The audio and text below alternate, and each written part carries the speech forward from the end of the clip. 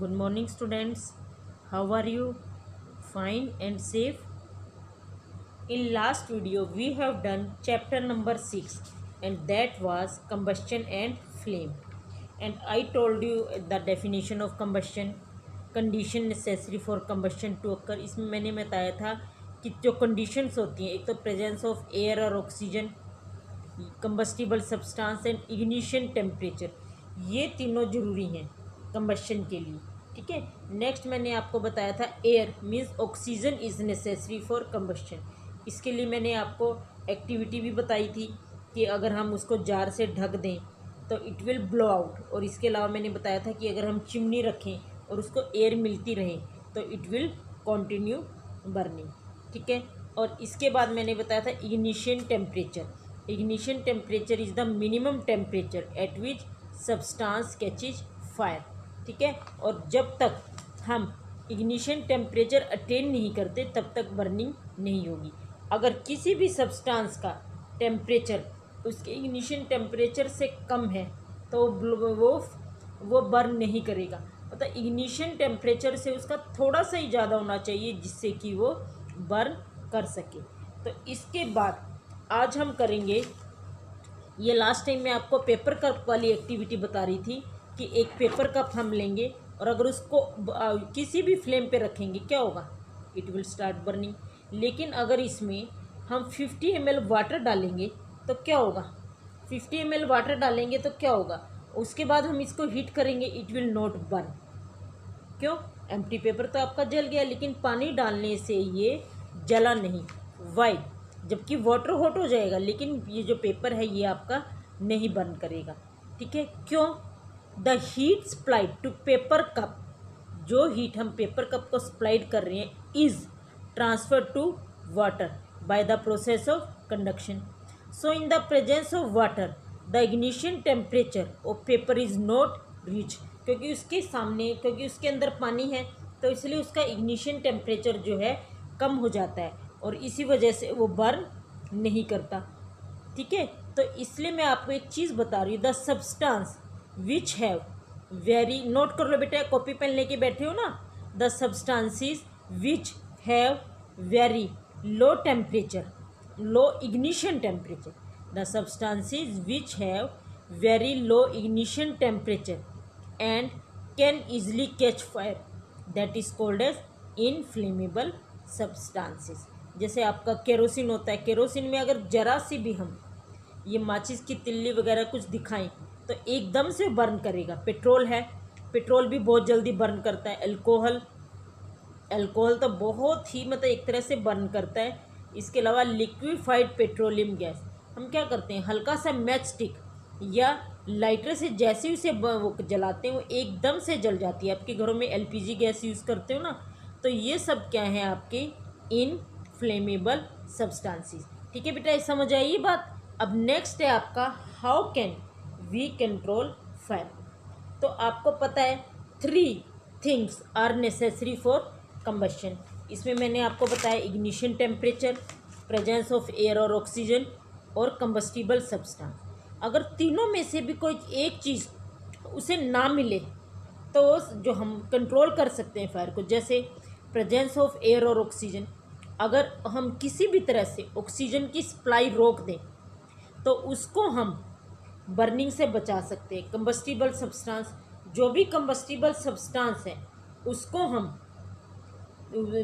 कोई भी combustible substance है या जैसे फ्यूल है उसको अगर हम रिमूव कर दें तो we can control fire.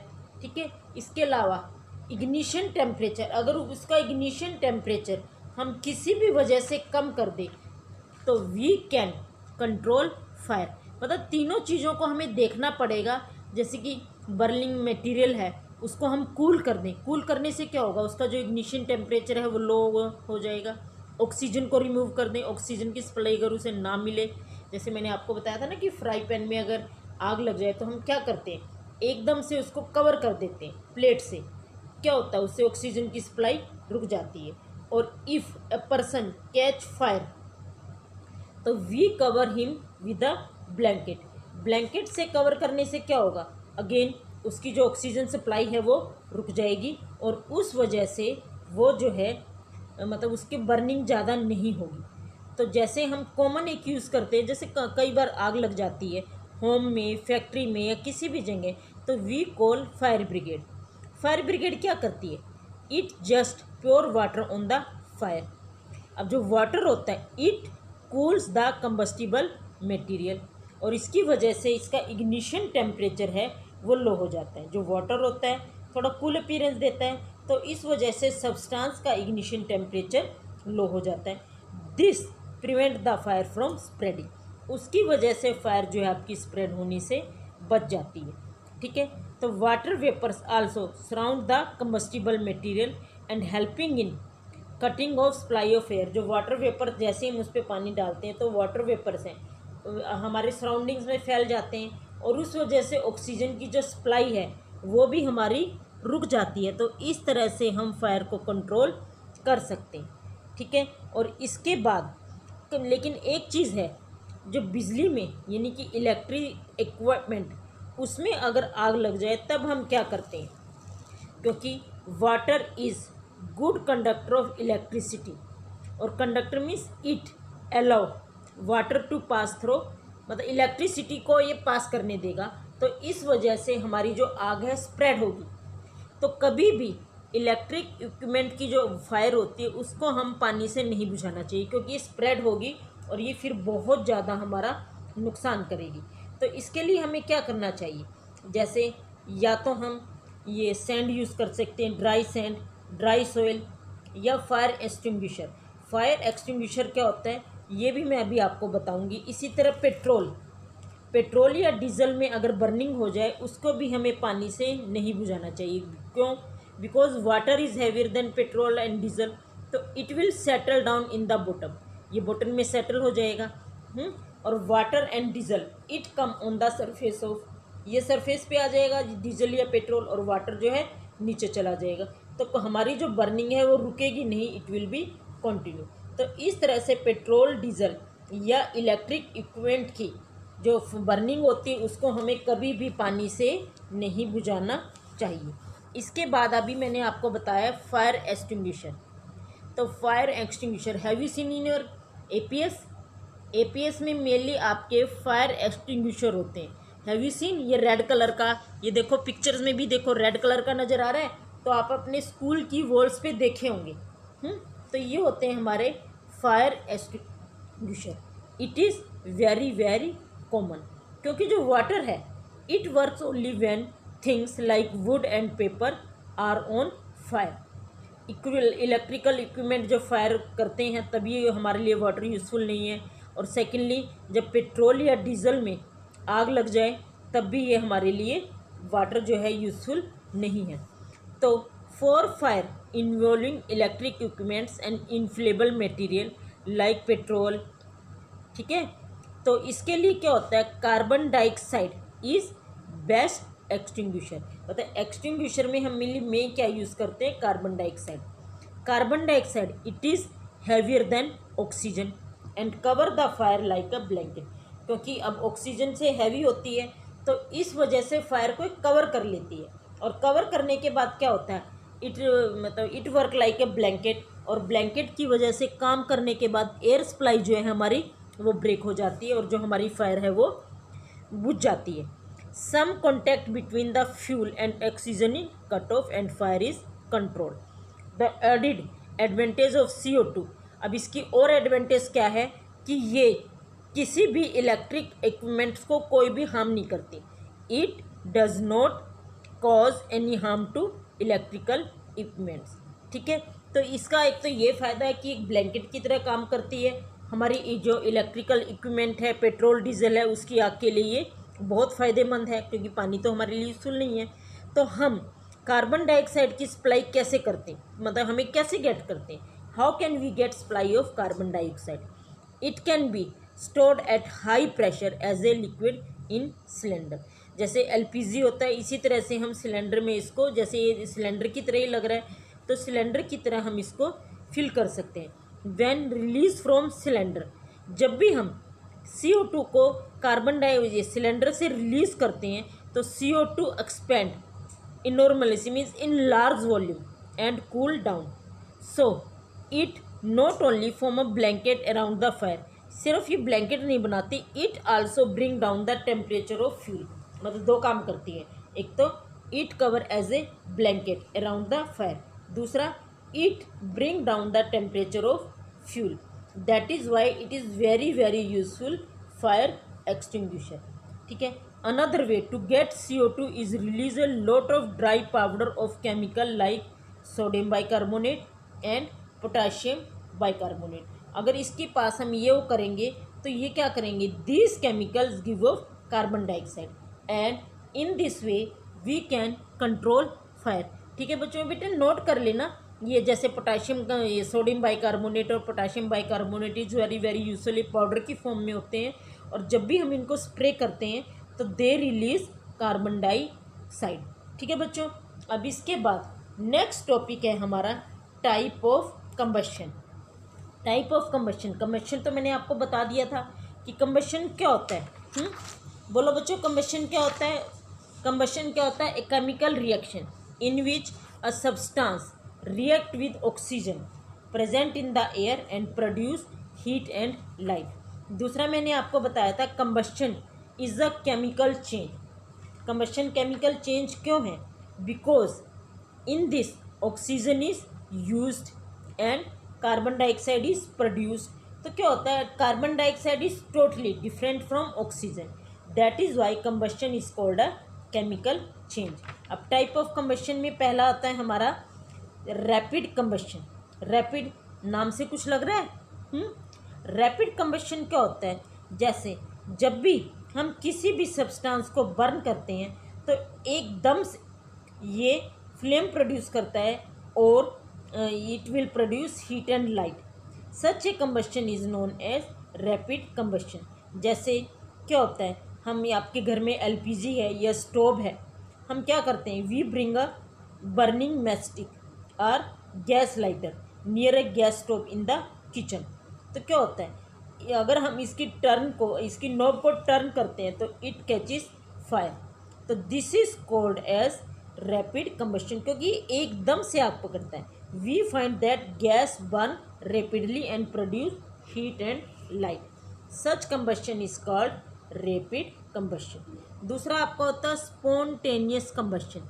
Spontaneous combustion क्या होता है, जैसे फास्फोरस है, वाइट फास्फोरस, मैंने बताया था it is very very explosive. ये मतलब इतना ज़्यादा एक्सप्लोजिव होता है कि इवन रूम टेम्परेचर से नीचे भी ये फायर कैच कर लेता है। इनिशली हम मैस्टिक में वाइट फास्फोरस यूज़ करते थे, लेकिन बाद में हमने वाइट फास्फोरस की बजाय रेड फास्फोरस यूज़ करना शुरू किया, क्योंकि जो वाइट फास्फोरस था it was very very explosive और ये रूम टेम्परेचर से भी आग पकड़ी। जैसे in summer when temperature reaches at 35 degree Celsius, 35 degree, जैसे आजकल समर चल रही है, जून का मौसम है, तो आई थिंक 40-44 इतना टेम्परेचर होता है, और 35 डिग्री टेम्परेचर पे ये जो है आग पकड़ लेता था। तो एक तरह से इसको एकदम से ब्रस्ट हो जाता था। The substance like phosphorus which burn in air at room temperature, this kind of combustion in which material suddenly burst into flame without any application of apron. मतलब हमें कोई भी मैस्टिक नहीं हम बर्न करते थे या कोई भी हम लाइटर यूज़ नहीं करते थे, ये अपने आप 35 डिग्री सेल्सियस टेम्परेचर होने पे आग पकड़ लेता है। तो इस टाइप के कंबशन को हम कहते हैं स्पॉन्टेनियस कंबशन। ठीक है, तो स्पॉन्टेनियस कंबशन समझ आया बच्चों। अब इसके बाद आपका है explosion. Explosion is also very very important. कुछ बुक्स में ये दिया नहीं हुआ, बट आपकी NCERT की बुक में गिवन है। जैसे कई बार क्या होता है, फेस्टिवल्स होते हैं लाइक दिवाली, दिवाली पे आप क्या करते हो, क्रैकर इज इग्निटेड। अब कई बार क्या होता है, sudden reaction take place with evolution of heat, sound and light. A huge amount of gas is formed in this reaction is liberated. Such reaction is called explosion. Explosion can also take place if pressure is applied on the crackers. कई बार आपने दिवाली पे mishappening सुनी है ना कि explosion हो गया। कई बार क्या होता है, आप कोई भी क्रैकर्स आप बर्न कर रहे हो तो वो क्रैकर जो है आसपास के क्रैकर्स में चला गया, तो बहुत ज़्यादा हीट प्रोड्यूस होगी। क्यों? क्योंकि सारे क्रैकर जलने लगेंगे। तो इस तरह से इसको हम कहते हैं एक्सप्लोजन। ठीक है। अब स्पॉन्टेनियस कंबशन के बारे में एक बात और बता रही हूँ। Spontaneous combustion of coal just has resulted in many disaster fire in coal mine. जैसे कई बार मैंने आपको वैसे तो फास्फोरस का बताया, लेकिन कोल में कभी भी जरा सी भी आग पकड़ ले तो कई बार बहुत ज़्यादा डिजास्टर होते हैं। तो spontaneous forest fire also sometime due to sun of heat और ड्यू टू लाइटनिंग स्ट्राइक। जैसे कई बार लाइटनिंग होती है, देखते हो ना, कई बार बिजली चमकती हैं, तो इस वजह से भी फॉरेस्ट फायर हो जाती है। और कई बार सन की हीट की वजह से भी। और कई बार क्या होता है, हम फायर कैंप लगाते हैं, वो मेनली फॉरेस्ट में ही लगाते हैं, तो वहाँ पे भी कई बार जरा सी भी चिंगारी है वो एकदम से फॉरेस्ट में पूरी, मतलब फॉरेस्ट की जो आग होती है वो बहुत जल्दी फैलती है। तो इसलिए it is important to remember that camp fire must be completely extinguished before leaving a forest after a picnic. अगर आप किसी पिकनिक या उस पर जाते हो तो आपको फॉरेस्ट के आसपास कोई भी आपको फायर कैंप नहीं लगाना, क्योंकि फॉरेस्ट में आग बहुत जल्दी पकड़ती है। इसके अलावा मैंने आपको बताया कि जैसे ड्राई लीव्स या ड्राई ग्रासेस, वो क्या होता है, सन की हीट से समर सीजन में कई बार चिंगारी में लग जाती है। और forest large amount of oxygen are present, तो बहुत ज़्यादा ऑक्सीजन वहाँ पे प्रेजेंट होती है, तो इस वजह से वो एकदम से आग पकड़ लेता है। ठीक है। और फॉरेस्ट फायर को कंट्रोल करना भी बहुत ज़्यादा मुश्किल है, क्योंकि वहाँ पे ऑक्सीजन जो है बहुत ज़्यादा होती है इन हाई कंटेंट। अब इसके बाद आपका एक टॉपिक रहता है फ्लेम में जैसे स्ट्रक्चर ऑफ फ्लेम। इसके लिए बेटा कैंडल, सबसे पहले बेटा बर्निंग कैंडल है ना, उसकी आप वो देखना फ्लेम। ये लेसन आपको बड़े अच्छे से समझ आ जाएगा if you see the burning candle. लेकिन ये थोड़ा दूर रखना, हाथ मत जला लेना, थोड़ा कैंडल उससे दूर रखना। दूसरा, व्हाट इज़ फ्यूल, मतलब फ्यूल क्या होता है, मैंने आपको बताया था फ्यूल में भी सॉलिड, लिक्विड और इन गैशियस फॉर्म। इसके बाद करैक्टरिस्टिक ऑफ गुड फ्यूल, इसके बारे में भी आपको बताना है। फ्यूल एफिशिएंसी, इसमें आपका एक है क्लोरोफिक वैल्यू, ये बेटा मैं आपको नेक्स्ट वीडियो में बताऊंगी। और अभी तब तक आप ये सारा पढ़ो, बहुत इंटरेस्टिंग है। इंटरेस्टिंग लग रहा है ना बच्चों कि कंबस्शन, रैपिड, स्पॉन्टेनियस, एक्सप्लोजन, तो बहुत ज़्यादा ये आपका इंटरेस्टिंग चैप्टर है। इससे पहले मैंने आपको how we can control fire, इससे आपको नॉलेज मिली है। आप एग्जामिनेशन पॉइंट ऑफ व्यू से नहीं, वैसे भी इस तरह से आपको नॉलेज मिली है कि how can you control fire. तो ये बेटा एक तो वीडियो ज़रूर देखनी है, इंपॉर्टेंट पॉइंट नोट करने हैं, और कोई भी चीज़ आपको क्रैम नहीं करनी, you have to clear your concept. इसके अलावा आपकी डाउट क्लासेस तो होती हैं, you can ask doubt in your doubt classes, लेकिन बेटा इसके लिए चैप्टर थोरोली आपको रीड करना है, तभी आप कर पाओगे। ठीक है बच्चों, ओके, टेक केयर।